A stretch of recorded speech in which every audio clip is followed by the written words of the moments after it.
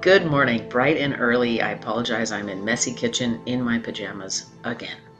But want to get this out as early as possible. We are done our review. Welcome to lesson 91. It's going to be a wonderful next 20 lessons. Miracles are seen in light.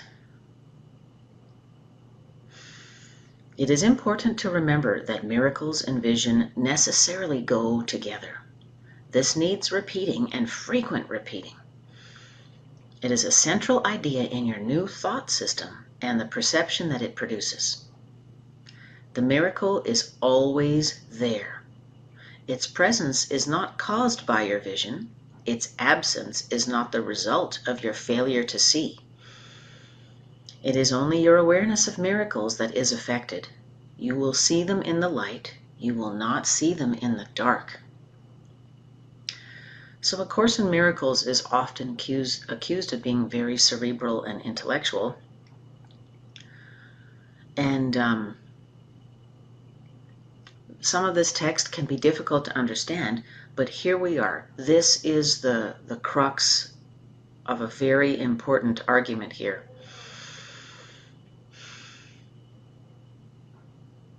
If we are aware of our connection to God, we will see the miracles. And when we block that with grievances, we don't see them.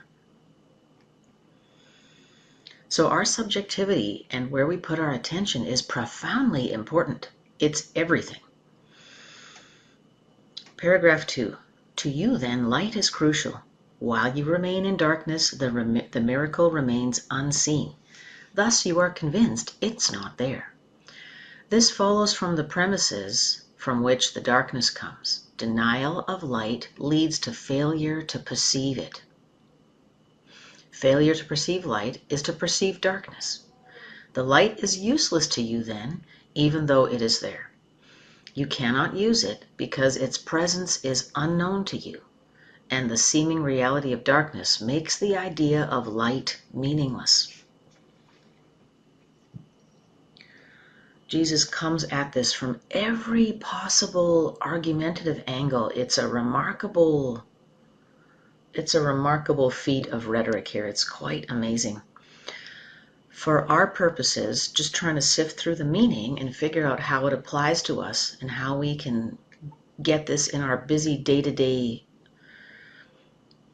lives where we've got the attention span of donuts because of our social media training, etc. What is the light? That's what we have to remember. The light is our awareness of our connection to God, our unity with God, our unity with all others. That's the light. When we are not in that condition, that's the darkness.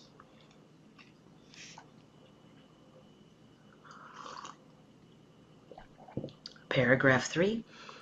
To be told that what you do not see is there sounds like insanity. Yes. It is very difficult to become convinced that it is insanity not to see what is there and to see what is not there instead. You do not doubt that the body's eyes can see. You do not doubt that the images they show are your reality. Your faith lies in darkness, not light. How can this be reversed? For you it is impossible, but, here's the awesome but, you are not alone in this. Right? So here, all of our senses tell us that this world around us, where we have to struggle to turn sunlight into food and survive, is real. Paragraph 4.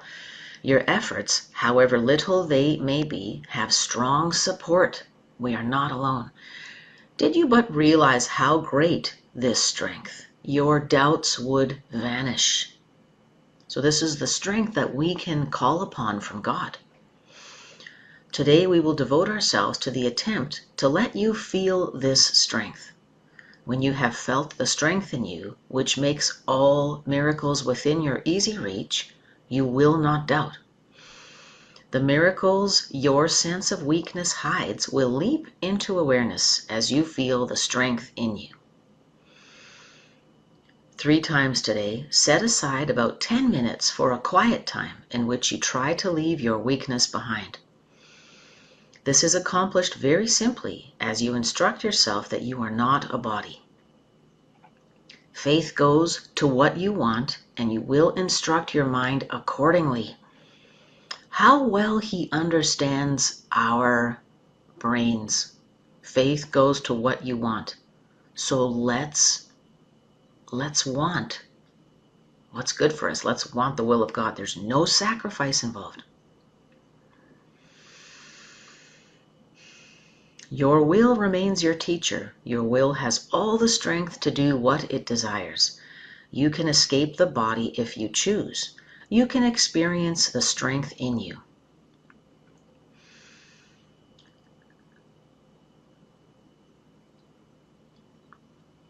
I keep stopping to translate stuff. Escape the body. We're not looking to deny the body. What we're looking is to deny that what the body sees, the senses, how we feel, how we look, what we have, defines our self-worth. We're looking to get beyond that to what's deeper. Begin the longer practice periods with this statement of true cause and effect relationships. Miracles are seen in light. The body's eyes do not perceive the light. But I am not a body. What am I? The question with which this statement ends is needed for our exercises today. What you think you are is a belief to be undone. I am a body fighting for survival, unworthy of love, right? So that's what we're undoing. What you really are must be revealed to you. The belief you are a body calls for correction, being a mistake. The truth of what you are calls on the strength in you to bring your awareness, to bring to your awareness what the mistake conceals. If you are not a body, what are you? You need to be aware of what the Holy Spirit uses to replace the image of a body in your mind. You need to feel something to put your faith in as you lift it from the body. You need a real experience of something else, something more solid and more sure, more worthy of your faith and really there. Yeah, he knows us so well. This is why when Moses left to go get some vision and wisdom from God, and he came back and the Israelites in the desert were worshiping a golden calf because they just wanted something. They wanted something to put their faith in. If you are not a body, what are you? Ask this in honesty and devote several minutes to allowing your mistaken thoughts about your attributes to be corrected and their opposites to take their place. Say, for example, I am not weak, but strong. I am not helpless, but all-powerful. I am not limited, but unlimited. I am not doubtful, but certain. I am not an illusion, but a reality. I cannot see in darkness, but in light. In the second phase of the exercise period, try to experience these truths about yourself. Concentrate particularly on the experience of strength. Remember that all sense of weakness is associated with the belief that you are a body, a belief that is mistaken and deserves no faith. I have a body. I use it to express forgiveness. I use it to practice releasing grievances, but that does not define the extent of my identity. Try to remove your faith from it, if for only a moment. You will be accustomed to keeping faith with the more worthy in you as we go along. Yes, like good dogs, we are trainable. Relax for the rest of the practice period, confident that your efforts, however meager, are fully supported by the strength of God and all his thoughts. It is from them that your strength will come. It is through their strong support that you will feel the strength in you. They are united with you in this practice period in which you share a purpose like their own. Theirs is the light in which you will see miracles because their strength is yours. Their strength becomes your eyes so that they may see. We are fully supported by the strength of God and all his thoughts. That's a heck of a lot of support. 5 or 6 times an hour at reasonably regular intervals, remind yourself that miracles are seen in light. Be sure to meet temptation with today's idea. This form would be helpful for this special purpose. Miracles are seen in light. Let me not close my eyes because of this relationship, this circumstance, this person. Let me stay connected to the light. And Jesus defines what that is for us here. That is knowing and feeling that we are supported by the strength of God and all His thoughts. Knowing that our strength is not our own, but His. From His thoughts come our strength. His strong support that you will feel the strength in you.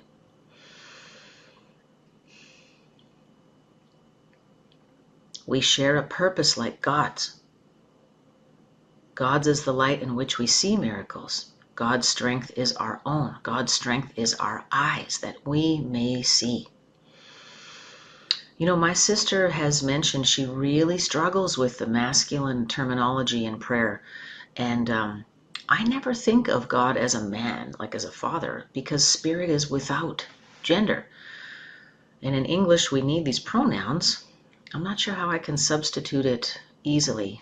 I could say Father, Mother, God. I could just replace Creator with His. I'll work it out. I look forward to receiving your input on that if you feel that that's an issue. It would have interfered with my spiritual training 20 years ago when I was a younger feminist, but no longer.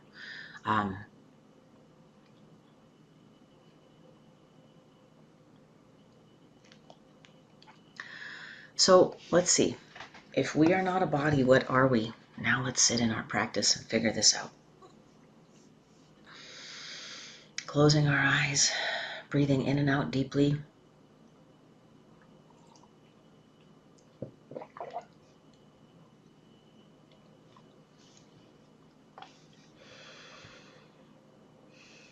Inviting our mistaken thoughts about our attributes to be corrected. I am not weak, but strong. I am not helpless, but all-powerful. I am not limited, but unlimited. I am not doubtful, but certain. I am not an illusion, but a reality. I cannot see in darkness, but in light. Statements like this is where Christians get pretty excited about the Course in Miracles being, cultish or not,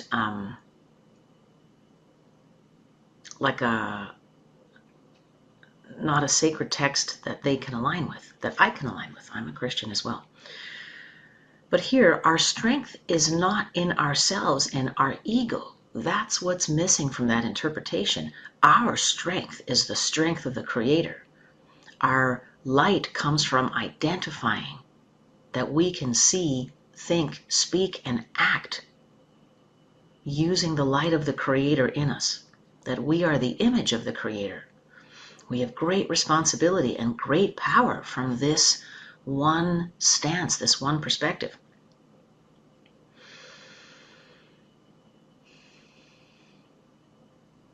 I cannot see in darkness, but in light. I am not an illusion, but a reality. I am not doubtful, but certain. Let's sit with our own thoughts in practice for a moment. What comes to mind?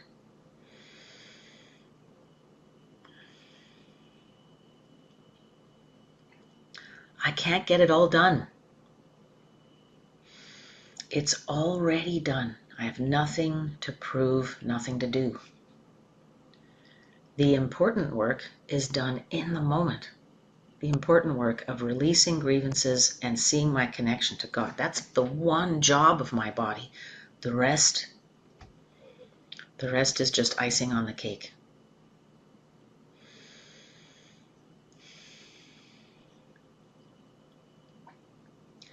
Perhaps our thoughts come from our egoic failures. I am not successful enough. I don't have enough. I am not healthy enough, beautiful enough, strong enough, respected enough.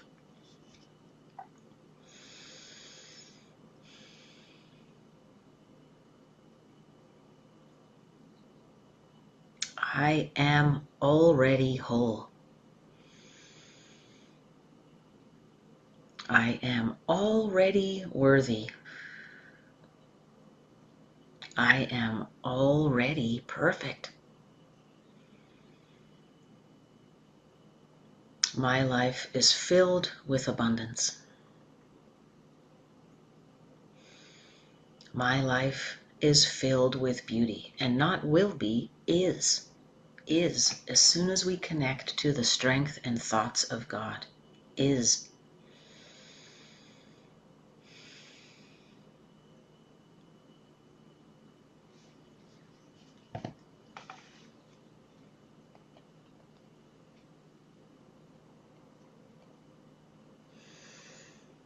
Perhaps situations, circumstances, relationships, people arise where we are tempted to see in darkness.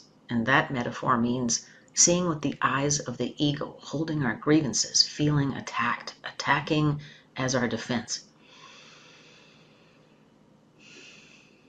Miracles are seen in light.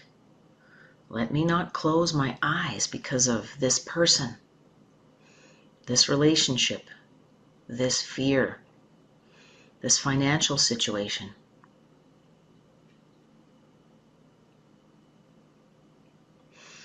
Often we are waiting for our physical circumstances to line up so that we can feel connected to God. It is absolutely the other way around. We must start with the connection to God. And I would say all faith paths, all spiritual teaching paths have this in common. In the Ten Commandments, our first commandments, there are no other gods before me, right? So our connection with God is the first thing we want to honor, the primary relationship.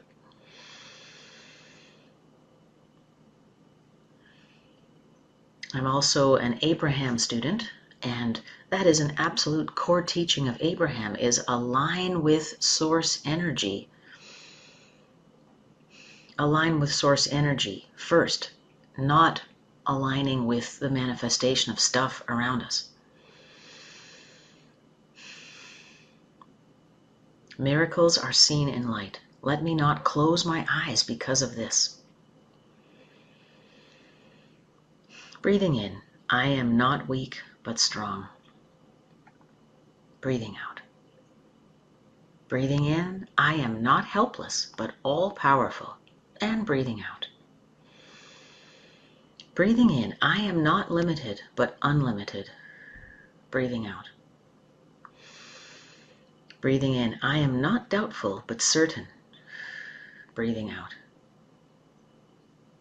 Breathing in, I am not an illusion but a reality. And breathing out. Breathing in, I cannot see in darkness but in light. And breathing out.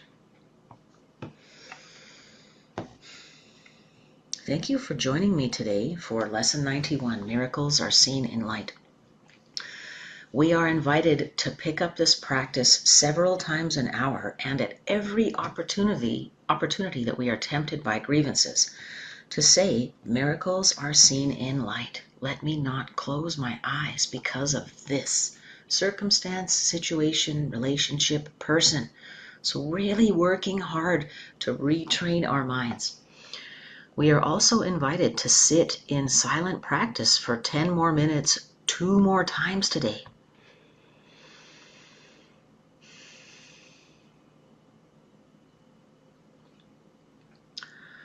Reminding ourselves that it is our awareness of miracles happens when we are connected to the thoughts of God, to the light. Reminding ourselves that we are not alone. We have great assistance. Did you but realize how great this strength, your doubts would vanish. Reminding ourselves that Jesus understands that we need something to attach to put our faith in as we lift it from the body. a real experience of something else, and that is our connection with the thoughts of God. Thank you for joining me today. We will see you tomorrow for Lesson 92. Have a wonderful day.